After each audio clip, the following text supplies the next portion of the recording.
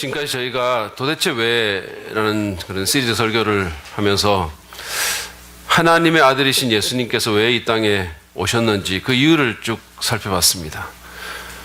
천국에 사셔야 될 그분이 왜 이 낮고 천한 땅에 오셔서 정말 흙먼지가 풀풀 날리는 그 갈릴리 땅을, 팔레스타인 땅을 걸으면서 그렇게 고생하면서 살아야 했을까? 우리가 첫 번째로 봤던 것은 예수님께서 이 땅에 그렇게 오신 것은 눈에 보이지 않는 하나님을 우리에게 보여주시기 위해서 오셨다는 사실을 함께 봤습니다. 그래서 우리가 신앙을 올바르게 정립을 하고 하나님을 제대로 알기 위해서는 그냥 우리 감정이나 또는 어떤 상황에 대한 판단으로 하는 것이 아니라 예수님이 어떤 말씀을 하셨고 예수님이 어떻게 행동했는지를 관찰하면 된다라고 서로 나눴습니다. 왜냐하면 예수님이 하나님을 보여주시는 분이니까. 뿐만 아니라 예수님은 천국의 기득권을 포기하시고 이 땅의 사람들의 구원을 위해서 그들을 섬기기 위해서 오셨다라고 또 우리가 서로 나눴습니다. 얼마든지 섬김을 받을 수 있는 분이신데 자신의 모든 권리를 우리의 유익을 위해서 포기하시고 자기 목숨을 내놓으시면서 우리를 섬겨주셨다는 거죠. 그래서 우리도 우리의 유익을 버리고 상대방의 유익을 위해서 섬겨야 된다라고 우리가 나눴습니다. 지난주에 우리가 본 또 하나의 이유는 예수님께서 이 땅에 오신 이유가 바로 하나님께서 그 예수님을 통해서 우리에게 가까이 다가오시기 위해서 그렇게 오셨다는 것을 봤어요. 임마누엘 하나님이 되시기 위해서. 그래서 단순히 우리가 그냥 종교적인 규칙을 지키고 어떤 의식에 참여하는 것으로 만족할 것이 아니라 정말 하나님과 가까워지는, 정말 친해지는데 주력해야 된다라고 서로 우리가 공부를 했습니다. 오늘 우리가 마지막 시간이에요. 이 시리즈의 마지막 시간입니다. 근데 그 마지막 그 이유를 우리가 살펴보기 전에 이런 상상을 한번 해봤으면 좋겠어요. 예수님께서 이 땅에 오시려고 할 때 천국은 어떤 분위기였을까요? 잘 상상이 안 가세요? 여러분의 가족이 만약에 다른 나라로 이민을 간다고 한번 생각해 보십시오. 그것도 미국처럼 아주 좋은 나라가 아니라 정말로 아프리카에 있는 아주 오지에 간다. 또는 어떤 군대 최전선에 간다든지 아니면 선교지에 간다고 하면 생각해 보세요. 여러분의 남편이 간다면 뭐 좋아할지 모르시겠지만 여러분 정말 사랑하는 자녀가 간다면 분위기가 상당히 무거울 거예요. 근데 예수님께서 이 땅에 그냥 오신다는 것은 우리가 외국에 이민 가거나 어떤 뭐 군대 가거나 이런 차원과는 전혀 다른 얘기입니다. 왜냐하면 예수님은 온 우주의 주권자이십니다. 그분이 정말 한 점도 안 되는 이 별에 살러 오시는 겁니다. 그분이 정말 여기서 창조주이신 그분이 피조물이 되는 겁니다. 인간이 개미가 된다고 한번 생각해 보세요. 여러분, 이것은 있을 수 없는 일이지만 만약에 될 수 있다면 누군가가 안 하는 개미가 되겠어. 이렇게 말하는 건 정말로 위대한 결단이고 정말 있을 수 없는 일이지만 정말 충격적인 일이지만 하나님이 인간이 된다는 것은 그보다 훨씬 더한 충격입니다. 왜냐하면 인간이 개미가 되는 것은 그냥 같은 피조물 내에서 레벨이 다운되는 것이지만 하나님의 아들이 인간이 된다는 것은 창조주가 피조물이 된다는 얘기예요. 그러니까 얼마나 대단한 결단입니까? 그러니까 그 분위기가 어땠겠습니까? 정말로 비장했을 것 같아요. 아마 천사들 중에는 꼭 그렇게까지 해야 되는지 납득하지 못해서 고개를 갸우뚱거리는 천사들이 있었을 것 같아요. 아니면 눈물로써 그 행보를 막고 싶은 천사들도 있었을지 모릅니다. 조선시대 언어로 하면 아니되옵니다. 통촉하시옵소서. 그럼에도 불구하고 예수님은 비장한 표정으로 아마 말씀하셨을 것입니다. 나는 가야만 해. 나는 인간이 돼야만 해. 왜냐하면 내가 그래야 될 이유가 있거든. 그 이유가 무엇이었을까요? 오늘 우리는 누가복음 19장 1절부터 10절 말씀을 통해서 그 이유를 마지막으로 좀 찾아보기를 원합니다. 이 누가복음 19장 1절부터 10절이 기록된 이 본문은 사실은 예수님께서 그 자신의 고향인 갈릴리 북쪽에서부터 시작해서 예루살렘, 그러니까 이스라엘 수도요 남쪽에 있는 예루살렘으로 여행하시는 도중에 일어난 일을 적고 있는 거예요. 그러니까 누가복음 자체가 그 여행 모티브로 기록이 되어 있습니다. 지금 예수님께서 그 여행하시는 도중에 여리고라는 도시에 들어오셨어요. 1절 말씀입니다. 예수께서 여리고에 들어가 지나가고 계셨다. 여리고는 예루살렘에서 동북쪽으로 한 36km 떨어져 있는 곳에 있습니다. 이렇게 좀 북쪽에 있어요. 근데 이 여리고는 굉장히 유서 깊은 역사적인 도시입니다. 구약에도 나오는 도시인데 헤롯의 겨울 궁전이 있던 곳이었어요. 따라서 유력한 사람들이 많이 드나드는 그런 도시였습니다. 2절에 보시면 이 여리고에 살고 있었던 한 남자의 얘기가 나옵니다. 남자가 소개돼 나와요. 2절 말씀 보시죠. 삭개오라고 하는 사람이 거기에 있었다. 그는 세관장이고 부자였다. 이 삭개오라는 이름은 의로운 자 또는 깨끗한 자라는 뜻을 지니고 있는 이름입니다. 그러니까 삭개오의 부모는 이 아이에게 이름을 붙였을 때, 이런 이름을 붙였을 때, 지금 조금 있다가 제가 말씀드릴 한국의 수많은 이름들의 부모님들과 좀 다른 마음을 갖고 이 이름을 붙였을 것 같아요. 여러분들이 한번 들어보세요. 한국에 실제로 있는 이름들인데 이런 이름을 붙인 부모님은 도대체 무슨 생각을 하고 아이의 이름을 붙였을까요? 방귀녀, 여인숙, 강도야, 강도범, 석을련, 안테나, 저 욕한 거 아니에요? 이름입니다. 조진아, 조진년, 마진가, 엄언아, 김샌다, 손낙지, 피바다, 인분. 여러분, 사람의 이름을, 자기 자녀의 이름을 인분이라고 붙인 사람은 도대체 어떤 생각을 이 이름을 붙였을까요? 그런데 삭개오의 부모는 그러지 않았습니다. 그들은 아이를 귀하게 여기고 아이의 미래를 위해서 정말 그들이 지을 수 있는 가장 좋은 이름을 붙여줬을 거예요. 그래서 의로운 자라는 이름을 붙였습니다. 그런데 삭개오는 안타깝게도 불행하게도 자기 이름대로 살지 못했어요. 그러니까 어디서부터 뭐가 잘못됐는지 모르지만 삭개오는 의롭지도 깨끗하지도 못한 그런 삶을 살았고 그런 직업을 갖고 살았어요. 그의 직업은 세리였습니다. 이 세리라는 직업은 그 당시에 이스라엘에서 가장 멸시받는 직업이었습니다. 이 세리는 뭐 어느 시대든 자기 세금 걷는, 자기 돈 걷어가는 사람 좋아할 시대가 없겠지만 특별히 이 시대의 세리는 이스라엘의 적국인, 이스라엘을 압제하고 있던 로마를 위해서 일하고 있었던 사람들이에요. 그러니까 이 정말로 가난한 자기 동족들의 주머니를 짜서 착취해서 온갖 명목으로 세금을 걷어가지고 그래가지고 원수인 로마의 황제와 왕실의 배를 불려주는 그런 직업이었어요. 그러니까 민족 반역자입니다.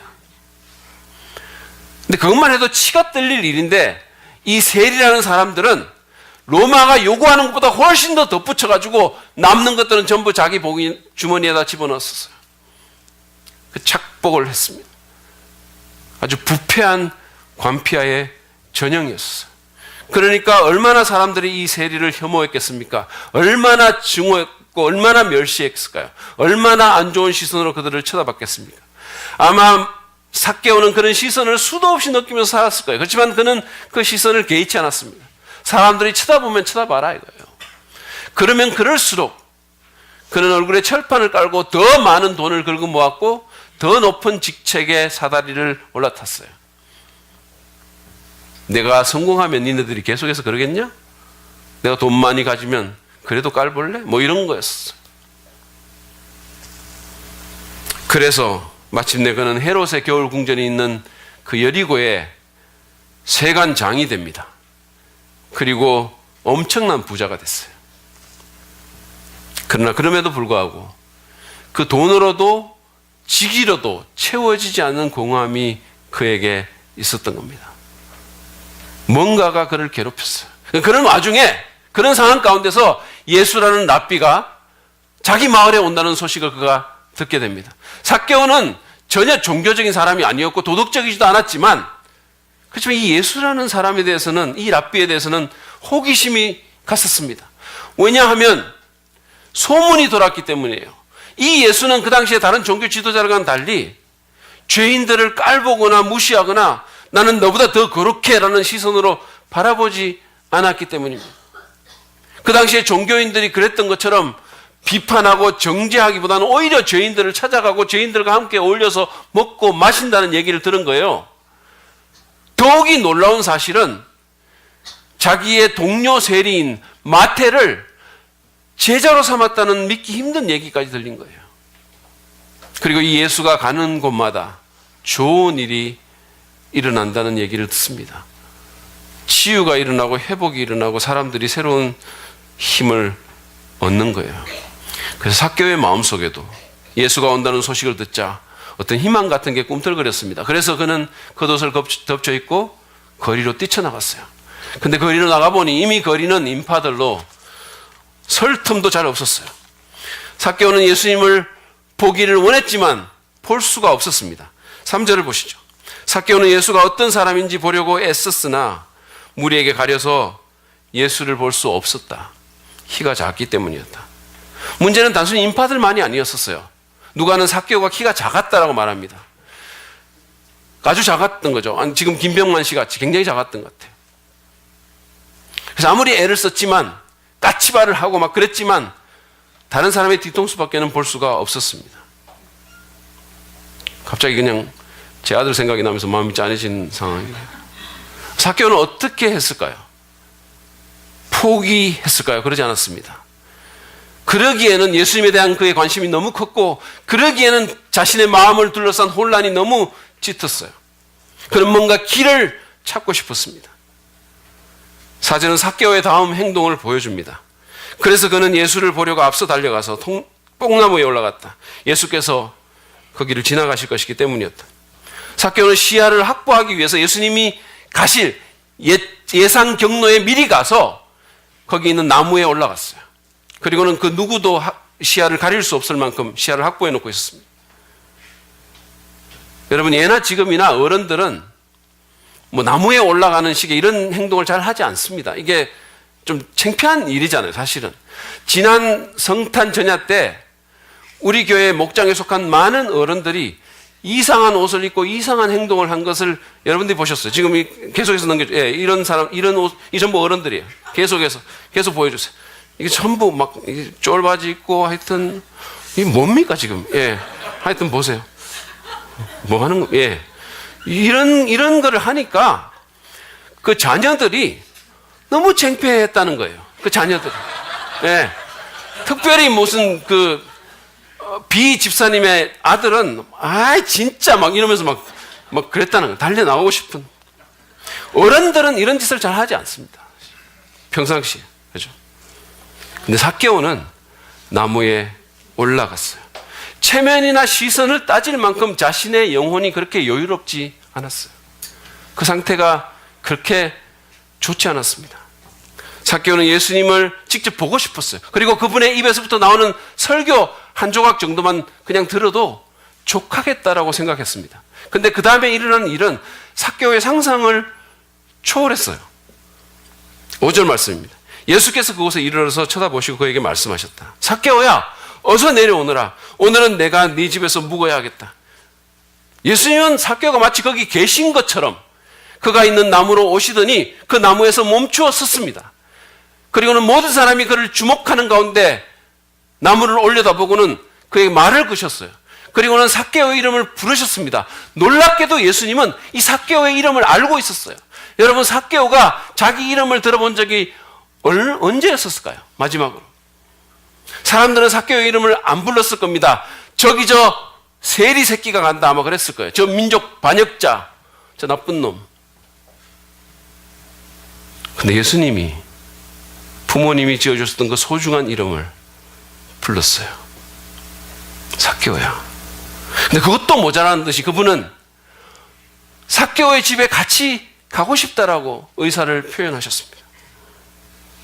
비록 크고 멋진 저택이었겠지만 그 안에는 명품들로 가득 찼겠지만 사람들은 그 집에 가기를 원치 않았어요. 어쩌면 지나가면서 담벼락에 침을 뱉을지도 모릅니다. 왜냐하면 그곳은 민족 반역자의 집이니까.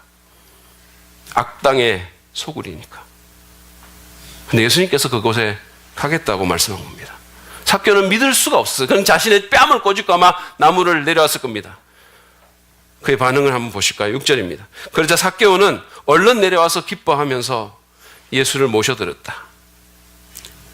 그 누구에게도 용납받지 못한 삭개오가 예수님에게 용납받은 것입니다. 그 누구에게 인정받지 못한 그가 예수님의 인정을 받은 거예요. 얼마나 기쁘겠습니까? 그렇지만 모든 사람이 그렇게 기뻐하지는 않았어요. 오히려 모든 사람이, 다른 사람들은 다 수군거리고 화를 냈습니다. 이거는 지난 성탄 예배 때 여러분들이 윤석호 목사님께서 자기 2살 때 사진이라고 보여줬을 때 여러분들이 보인 반응하고 비슷해요. 아니, 저 사진에 동그란 눈은 어디로 갔대? 혹시 사모님 사진 잘못 갖고 나온 거 아니야? 윤석호 목사님이랑 충분히 그럴 수 있어. 우리 아이를 닮았다 하니까 진짜 화가 난다. 지금 우리의 눈이 동그랗더라도 절대로 안심해서는 안 되겠구나. 앞으로 짬뽕밥은 입에도 대지 못하게 만들어야지. 그게 여러분들의 반응이었었어요. 사람들은 어떻게 반응했을까요? 7절을 보십시오. 근데 사람들이 이것을 보고서 모두 수군거리며 말하였다. 그가 죄인의 집에 묵으려고 들어갔다. 예수님은 스캔들을 자초했어요. 어울려서는 안 될 사람과 어울린 겁니다. 스스로 위기를 자초한 겁니다. 정치적으로 굉장히 어리석은 짓을 했습니다. 모든 사람이 미워하는, 모든 사람이 마음속으로 손가락질하고 아니 돌팔매질을 하고 싶은, 요즘으로 치면 지금 같은 경우에는 조연아 부사장 같은 그런 사람하고 예수님이 어울린 겁니다. 그 사람을 예수님이 받아준 거예요. 그렇게 함으로써 예수님은 스스로 비난의 대상이 되셨습니다. 아셨겠죠? 그렇지만 예수님은 자신의 명성보다는 삭개오의 회복을, 삭개오의 영적 복지를 너무나 원했기 때문에 비난을 개의치 않고 이런 일을 하셨던 거예요. 그래서 저는 이런 거 읽어보면 예수님 너무 멋있어요, 진짜. 너무 괜찮은 분이세요.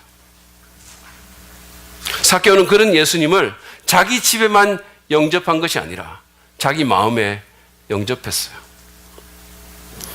누가는 그 상황을 구체적으로 적고 있진 않지만 아마 예수님은 삭개오와 그 집에 들어가서 한 식탁에 앉아서 굉장히 깊은 대화를 나눴을 겁니다. 그것이 삭개오의 집에 묵는다는 말에 함축된 의미예요. 이미 삭개오의 집에 들어감으로써 삭개오를 받아들이고 삭개오를 용납했다는 그런 표현을 하신 예수님께서 삭개오와 식탁에 마주 앉아서 언제나 그러셨던 것처럼 하나님의 사랑과 용서와 천국의 복음을 그에게 전했을 겁니다. 그리고 삭개오는 더 이상 예전에 그 사람이 아니게 됐어요. 8절 말씀입니다. 보십시오. 삭개오가 일어서서 주님께 말하였다. 주님 보십시오.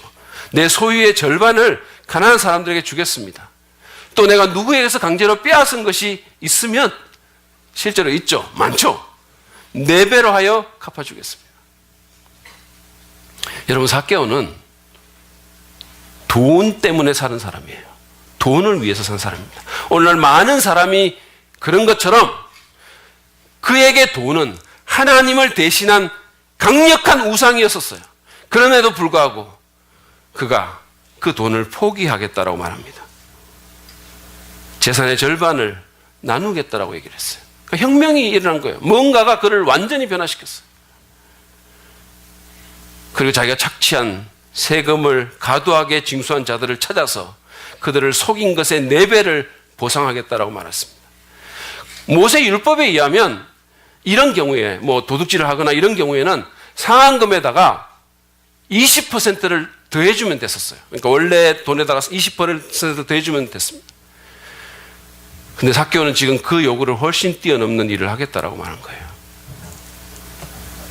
참 하나님을 만나니까 재물이라는 가짜 신이 힘을 잃은 거예요. 하나님의 그 사랑을 받고 나서 보니까, 그 은혜를 경험하고 보니까 돈이 하찮아진 겁니다. 예수님은 크게 기뻐하면서 말씀하셨어요. 9절 말씀 보시죠. 예수께서 그에게 말씀하셨다. 오늘 구원이 이 집에 이르렀다. 이 사람도 아브라함의 자손이다. 여러분, 오해하지 마시길 바랍니다. 예수님이 이렇게 말씀하신 것은 삭개오가 돈을 내놨기 때문에 또는 구제를 했기 때문에 나누었기 때문에 구원받았다는 뜻이 아니에요. 구원이 이 집에 이르렀다고 말한 것이 아닙니다. 예수님이 하신 말씀의 참된 의미는 삭개오의 이 결단과 행동은 그가 참으로 회개했고 하나님을 믿었기 때문에 일어난 일이라고 말씀하는 거예요. 다시 말하면 그가 참으로 구원받은 사람임을 보여준다라는 거예요. 그래서 구원이 이 집에 이르렀다고 말합니다. 그래서 이제 그는 믿음의 조상인 아브라함의 진정한 영적 자손이 되었고 하나님 백성의 일원이 되었다라고 예수님이 선포하신 거예요. 그러면서 그 맥락에서 예수님은 10절에서 당신의 인생 사명을 선언하셨습니다. 인자는 이런 것을 찾아 구원하러 왔다. 개역 성경은 이렇게 번역하죠. 여러분들에게 좀 더 익숙할 겁니다. 인자가 온 것은 잃어버린 자를 찾아 구원하러 함이니라.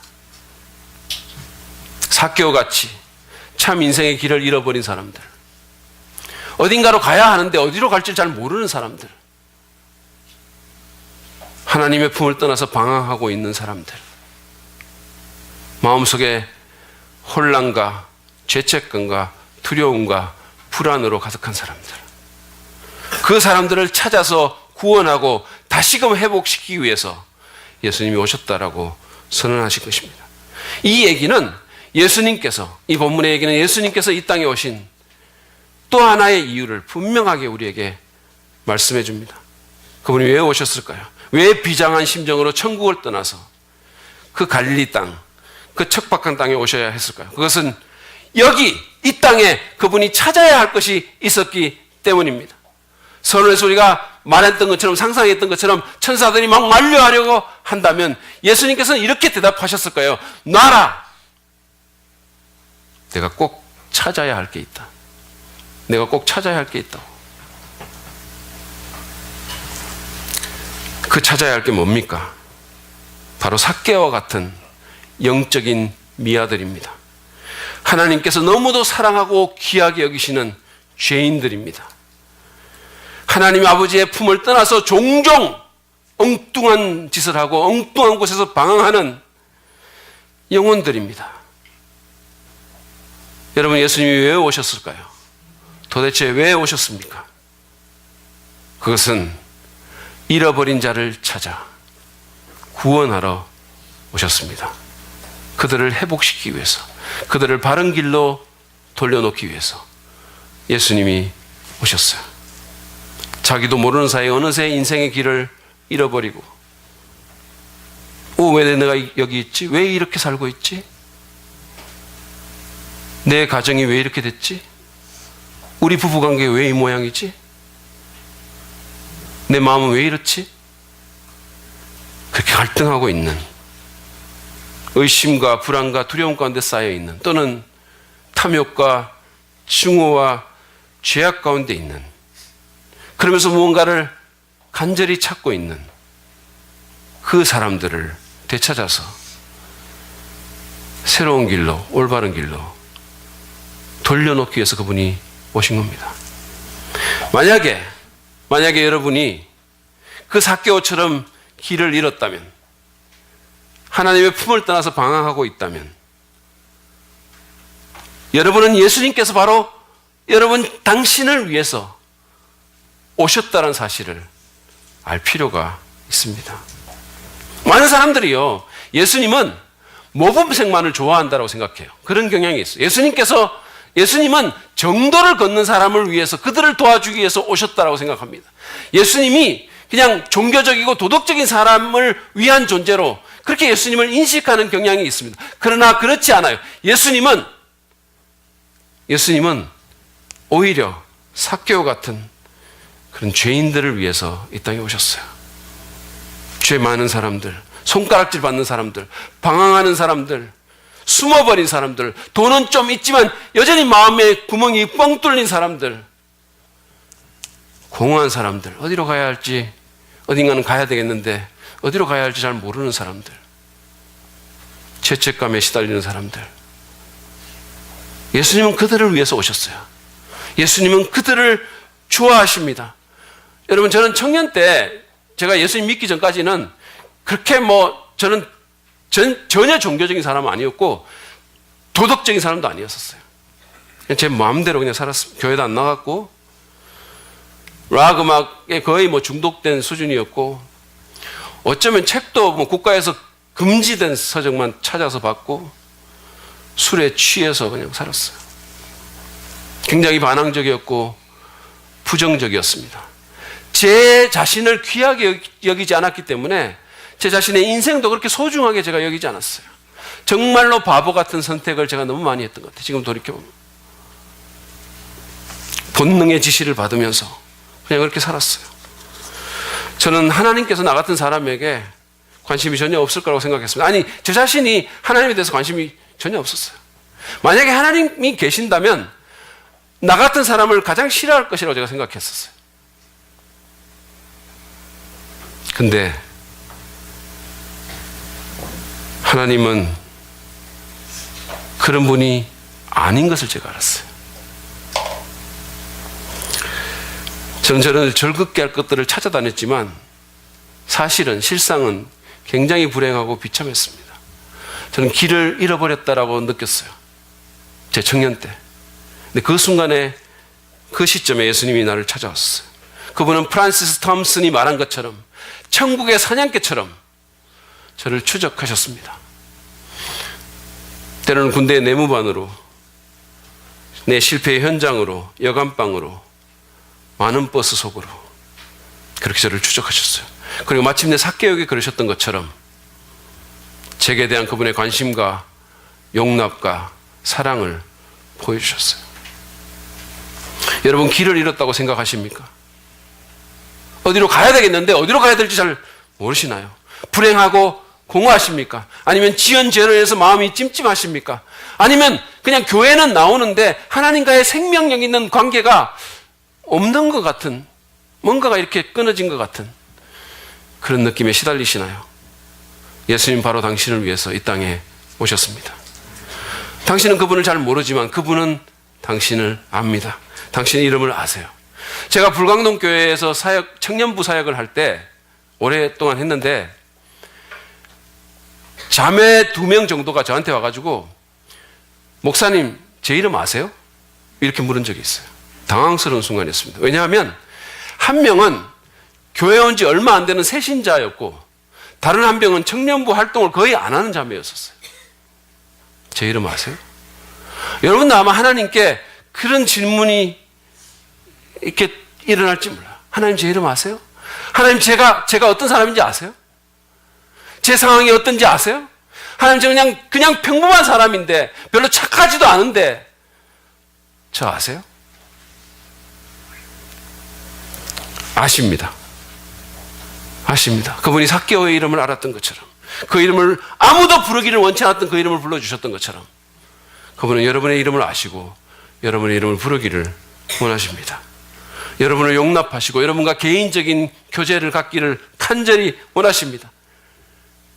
그리고 여러분의 죄를 용서하고 하나님께로 나가는 새로운 길을 찾아주기 위해서 여러분을 위해서 여러분을 대신해서 십자가에서 죽으셨습니다. 그러므로 삭개오처럼 그분의 초청에 응하시기를 바랍니다. 혹시 그런 분이 있다면 마음을 열고 그분의 사랑을 받아들이고 그분의 십자가 복음을 믿으십시오. 그러면 돼요. 그러면 여러분이 길을 찾을 수 있어요. 만약에 여러분이 예수님을 이미 만나서 길을 찾으신 분이라면 이제는 예수님께서 찾으시는 그 사람을 찾는 일에 동참하셔야 합니다. 예수님은 삭개와 같은 잃어버린 자를 찾기 위해서 이 땅에 오셨습니다. 우리가 봤어요. 그것이 그분의 사명이었습니다. 그렇다면 그분을 따르는 우리도 그 미션에 동참해야 합니다. 예수님의 미션이 우리의 미션이 돼야 합니다. 우리도 그래서 비그리스도인들을 찾아가서 그들과 의도적으로 관계를 맺어야 돼요. 예수를 오래 믿은 분들은 아마 다 경험하시겠지만 예수를 오래 믿다 보면 어느새 우리 주변에 자꾸 예수님 안 믿는 사람들이 사라지는 것을 느낍니다. 없어지는 거예요. 우리 주변에. 비그리스도인들이 자꾸 사라지는 거예요. 저만 하더라도 제가 처음에 예수 믿었을 때는 제 주변에 정말로 예수 안 믿는 분들이 많았어요. 그냥 그 주위가 다 선교지였습니다. 그러니까 너무나 자연스럽게 전도가 되는 거예요. 제가 그냥 가면 선교사예요. 그런데 지금은 제가 예수님을 믿은 지가 한 35년이 거의 다 돼가고 이제 목사가 돼가지고 이제 그러다 보니까 제 주변에 그냥 믿는 사람들밖에 없는 거예요. 맨날 보면 윤석호 목사고 뭐 김철기 전도사고 그냥 전도하기가 너무 힘든 거예요. 여러분도 그러시죠? 그러면 어떻게 해야 될까요? 어떻게 해야 됩니까? 우리가 비그리스도인들을 찾아가야 되는 거예요. 그리고 그들과 의도적인 관계를 맺어야 됩니다. 어떤 분들은, 어떤 예수 믿는 분들은 잘못된 분리주의의 영향을 받아가지고 자꾸 예수 믿고 나서 예수 안 믿으시는 분들을 이렇게 멀리 하려는 분들이 있어요. 그냥 자꾸 막 관계를 끊고, 뭐 동창회 같은 데 안 나가고, 회사 가서도 자꾸만 신호의 사람들하고만 어울리고, 교인들하고만 만나고 자꾸 이러는 거예요. 그렇지만 그것은 정말 잘못된 것입니다. 우리는 도덕적으로 분리해야 될 필요가 있어요. 그렇지만 관계적으로는 그러지 말아야 됩니다. 계속해서 관계를 유지해야 돼요. 더 적극적인 관계를 맺고 그들이 있는 곳으로 가야 됩니다. 예수님은 삭개오의 집으로 들어가셨어요. 여러분, 예수님이 거기 들어가셨을 때 그게 예수님에게 편했을까요? 민족 반역자의 집입니다. 악당의 소굴이에요. 예수님이 삭개오하고 마주 앉아가지고 대화를 하는 것이 예수님에게 편했을까요? 그냥 유쾌했을까요? 삭개오는 돈만 알고 살아왔던 사람이에요. 예수님하고 정신세계가 이렇게 맞는 게 있었을까요?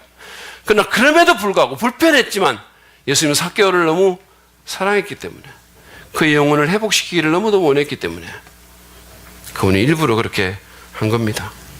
제가 신학생 때 제가 다니는 신학교에 존 스타트라는 아주 유명한 영국의 복음주의자가 오셨어요. 강연을 했는데, 1년에 강연을 했는데, 그 가운데서 그분이 교회는, 예수 믿는 사람들은 세상 속으로 파고 들어가야 된다는 얘기를 굉장히 강조를 했어요.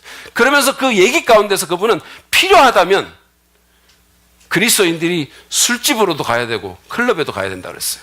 제가 그 말을 듣는데 굉장히 충격적이었습니다. 물론 그분이 혼자 가는 것은 위험하지만 2명씩, 3명씩 가라고 얘기를 했어요. 그러면서 그분이 말한 것이 뭐냐면, 만약에 우리가 그러지 않으면 술집에만 있는 사람들 어떻게 구원하냐 이거예요. 어떻게 그들에게 복음을 전할 거냐는 거예요.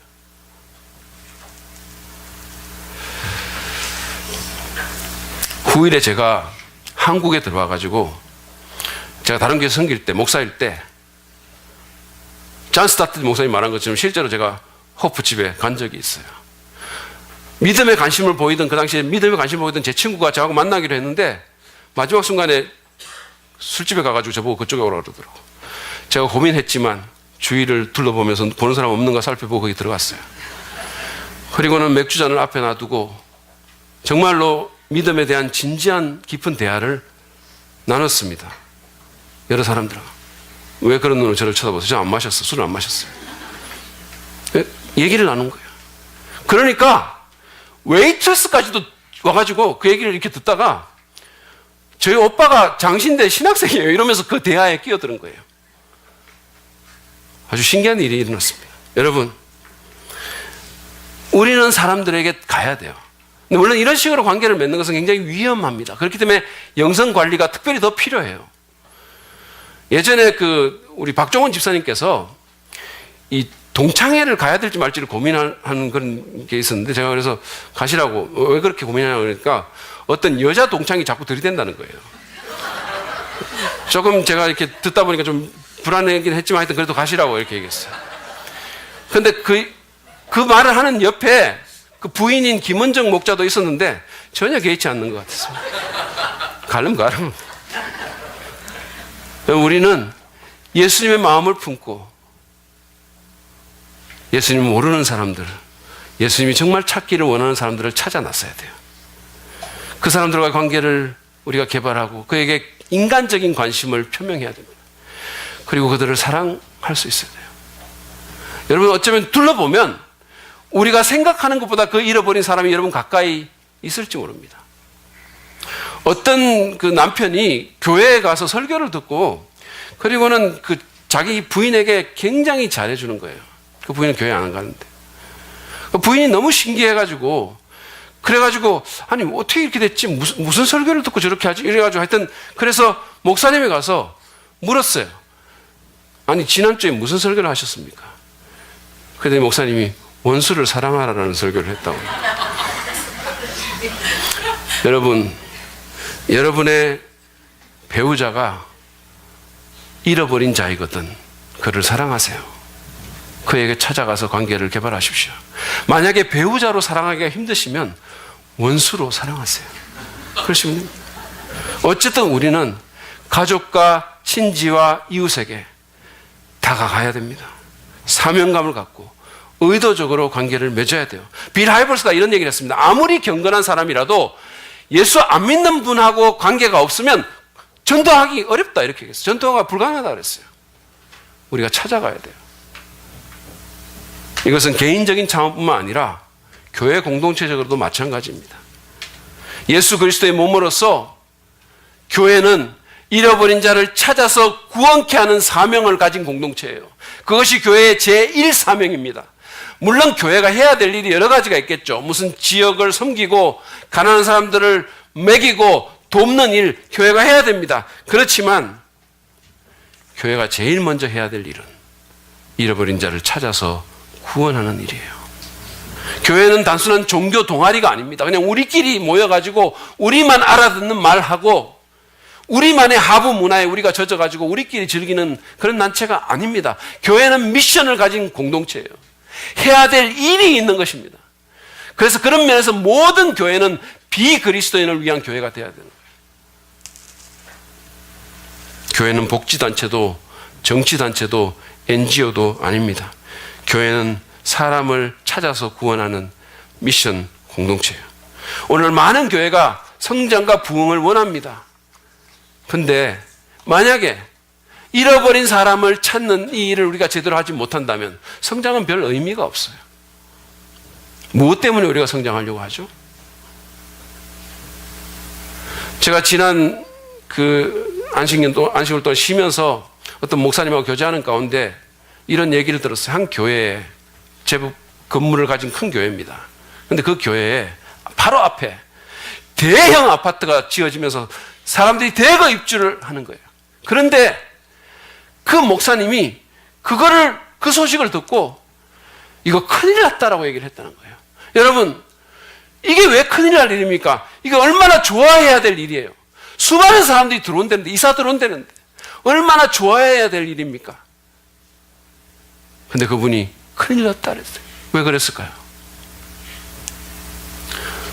많은 사람들이 이사를 새로 들어오면 이미 예수를 믿는 사람들이 또 교회를 이사와서 찾게 될 텐데, 그러면 그 앞에 가장 큰 교회인 자기 교회로 몰려 들어올 텐데, 이 목사님의 말이 만약에 그렇게 되면 우리가 전도하지 않아도 그냥 계속해서 사람들이 오니까 새로운 잃어버린 자를 찾는 그 사명에 그것이 방해가 될까봐, 교회가 그냥 안주하고 그냥 있을까봐 걱정했다는 거예요. 저는 제가 이 얘기를 듣는데 진짜 한 방 칵 얻어맞는 것 같았어요. 교회가 왜 존재하지? 내가 왜 목회하지? 우리 교회는 왜 성장하려고 하지? 여러분, 기억하십시오. 교회는 잃어버린 자를 찾아서 구원으로 인도하는 사명을 가진 공동체예요. 오늘날 길을 잃은 수많은 사람들, 이거는 아닌데라고 말하는 사람들, 내가 왜 여기에 있지라고 말하는 사람들, 우리 가정이 왜 이 모양이지라고 말하는 사람들, 고통 가운데서 잠을 잘 못 이루는 사람들, 죄책감에 시달리는 사람들, 그 사람들을 한번 생각해 보세요. 교회는 그들을 위해 있는 겁니다. 그냥 우리끼리 즐기려고 있는 게 아니에요. 그 사명에 집중하고 주력할 때 교회는 제대로 된 교회가 되는 거예요.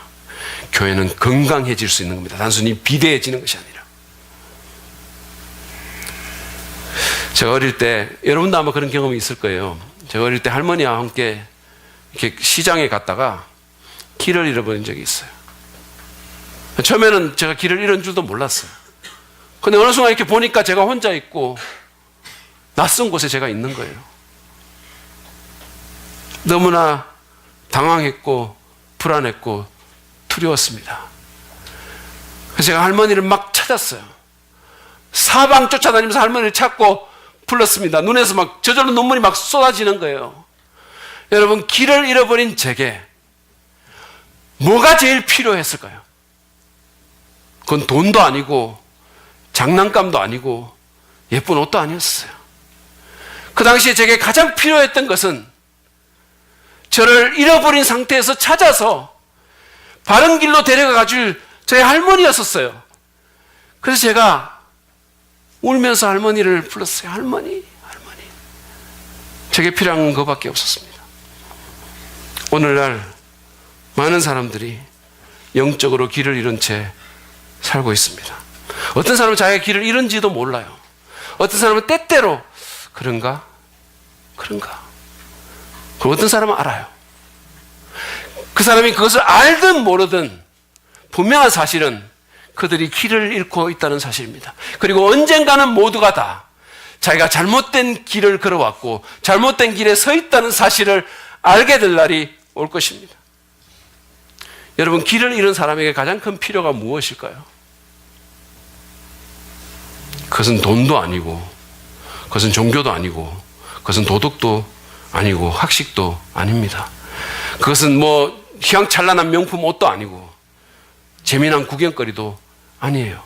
길을 잃은 사람에게 가장 절실한 필요는 자기들을 그 잃어버린 상태에서 건져서 올바른 길로 올려주실 예수님이에요. 그것이 그들의 가장 절실한 필요입니다. 우리는 예수님의 몸된 교회로서 예수님과 함께 그들을 찾아 나서야 돼요. 그리고 그들에게 예수님을 소개해 줘야 합니다. 그것이 우리가 존재하는 이유예요. 오늘은 2014년도의 마지막 주일입니다. 제가 이제 설교를 마무리하면서 여러분 새해를 눈앞에 두고 여러분 모두가 지금 이 시간에 누군가의 얼굴을 한번 떠올려 봤으면 좋겠습니다. 예수님이 절실히 필요한 한 사람을 한번 지금 이 순간에 떠올려 보십시오. 내가 왜 여기 있지라고 말하는 그 사람. 그 사람은 여러분의 남편일 수도 있고 아내일 수도 있어요. 여러분의 직장 동료일 수도 있고 여러분의 이웃일 수도 있고 여러분의 친척일 수도 있습니다. 그 사람을 지금 한번 생각해 봅시다. 이미 제가 언급해드린 것처럼 예수님은 하늘을 떠나시면서 천국의 영광을 버리고 떠나시면서 꼭 찾아야 할 게 있다라고 말씀하시면서 오셨어요. 이제 그 구호를 우리 마음에 새기면서 우리도 2015년도로 걸어 들어갔으면 좋겠어요. 꼭 찾아야 할 게 있어. 그리고 결심하며 이 시간에 그 떠오른 사람을 위해서 기도했으면 좋겠습니다. 우리 함께 기도했으면 좋겠어요. 이렇게 기도합시다.